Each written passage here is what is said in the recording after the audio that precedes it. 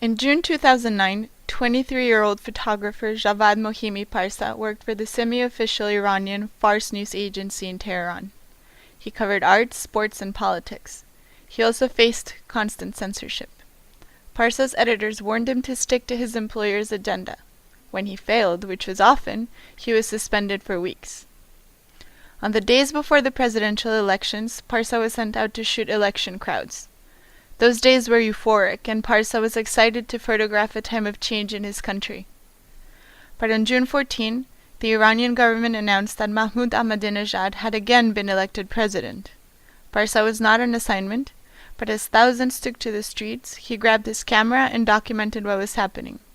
It was the first time that he had seen so many people protesting, and he was in awe.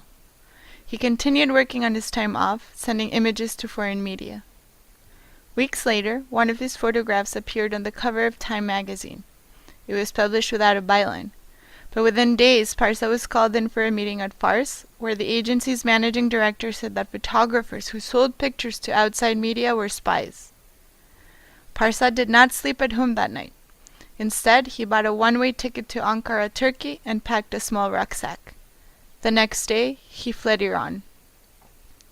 According to the Committee to Protect Journalists, at least 68 journalists have fled Iran since 2009. More than half have transited through Turkey, where Iranians are not required visas. The Turkish government, however, provides little protection to Iranian refugees.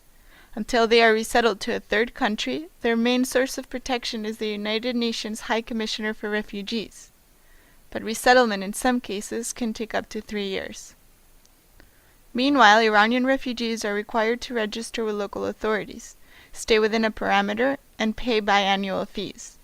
It is difficult for them to find housing and almost impossible to find work. They are given minimal social and economic support, and often they are discriminated against. Parsa spent 18 months in Turkey. That time, he says, was the toughest, most restricted and frightening of his life. Eventually, he was resettled to Norway, where Parsa now lives and works. He says the decision to leave Iran was difficult, but he would do it again because it was the only way for him to be free and to continue working as a journalist.